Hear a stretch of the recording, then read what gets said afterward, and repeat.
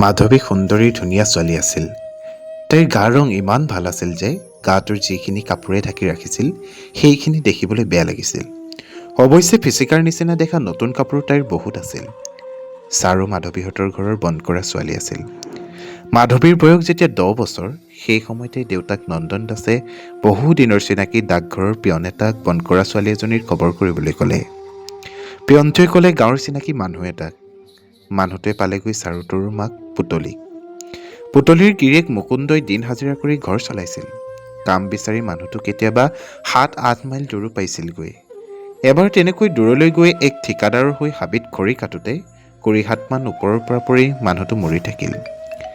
তেতিয়া চাৰুৰ বয়স 4 বছৰ আৰু তৰুৰ বয়স 2 বছৰ। তাৰ পাছত পুতলীৰ মাকে কি উপায়েৰে ছোৱালী দুজনীক লৈ দিন কটাইছিল তাৰ কোনো সংক্ষিপ্ত বৰ্ণনা নাই।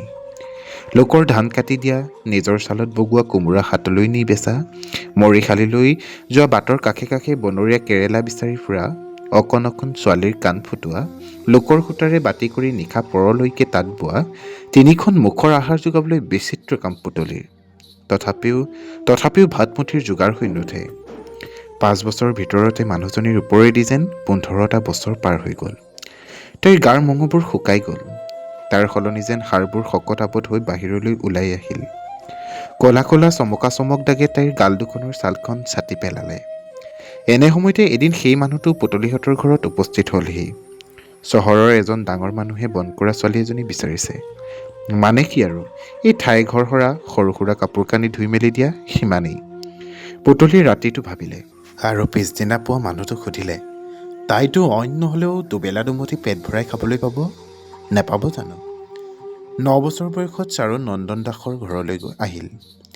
নন্দন দাসৰ ডাঙৰ ঘৰ, পকা মজিয়া, ঘৰত ইলেক্ট্ৰনিক লাইট জ্বলে। মানুহবোৰে 3-4খন তৰকাৰী ভাজিৰে ভাত খায়। মাধৱীক মটৰ গাড়ীৰে স্কুলত থৈ আহেগৈ, আকৌ লৈ আহে। কিছুদিন চাৰুৰ বৰ অসুবিধা হ'ল।